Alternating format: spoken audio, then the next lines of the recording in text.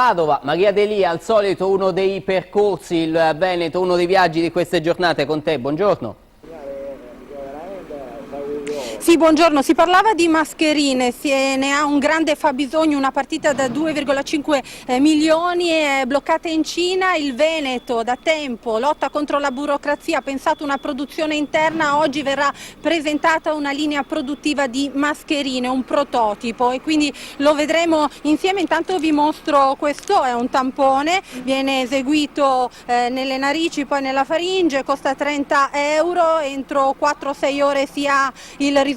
Lo sappiamo, il Veneto ci crede molto, tamponi a tappeto, in particolare i sanitari 11.000 al giorno pagati dalla regione. Poi lo vedete, la fila qui davanti alle tende dell'ospedale di Padova, c'è tanta gente, sono asintomatici, vengono perché magari hanno avuto contatti con qualche caso sospetto e quindi chiedono di essere visitati e se possono essere sottoposti al test del tampone. Li vedete qui anche all'ospedale di Padova, c'è la notizia anche di oggi riguarda il fatto che è arrivata la delegazione cinese per confrontarsi. Qui sta avvenendo una sperimentazione del farmaco americano Remdesivir molto importante, perciò ci si confronta sulle modalità di trattamento dei malati in Cina, dei malati di Covid-19, sul fabbisogno, su quanto ha necessità l'Italia. Siamo con il dottor Rupolo della Croce Rossa di Padova, lei li ha incontrati fino a poco fa.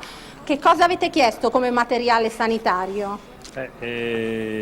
Stanno in questo momento, gli incontri stanno avendo luogo in questo momento e si sta verificando quali sono le quantità di materiale che sono necessarie. Le prime necessità sono i dispositivi di protezione individuale che lei ha già citato, per le quali abbiamo un enorme bisogno e per le quali loro hanno dichiarato, la delegazione cinese ha dichiarato di essere molto disponibile a darci una mano. Le seconde necessità, che saranno discusse più avanti negli incontri con gli specialisti, in particolare con quelli delle terapie intensive, sono quelle che riguardano viceversa gli strumenti avanzati di supporto alla ventilazione polmonare per i casi più gravi. I respiratori meccanici, ne sono in arrivo un centinaio? Questa è la cifra che risulta a me, però bisogna verificare.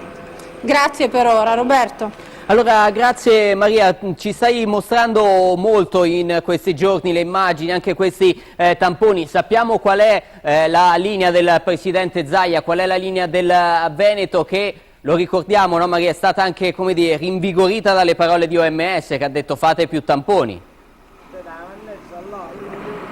Sì, esatto, proprio così. Inizialmente aveva una linea più rigida, cioè tamponi solo ai soggetti con sintomi.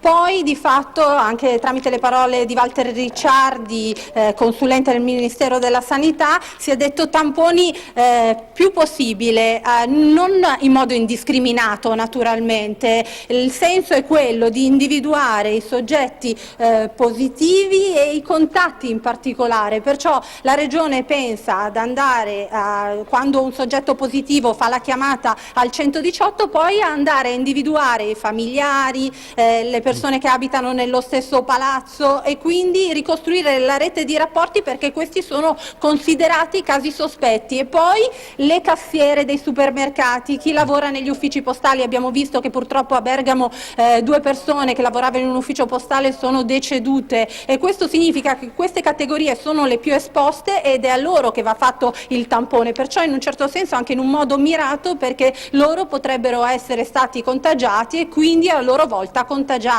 Perfetto, grazie a Maria Delia. Abbiamo detto dell'Italia, di alcune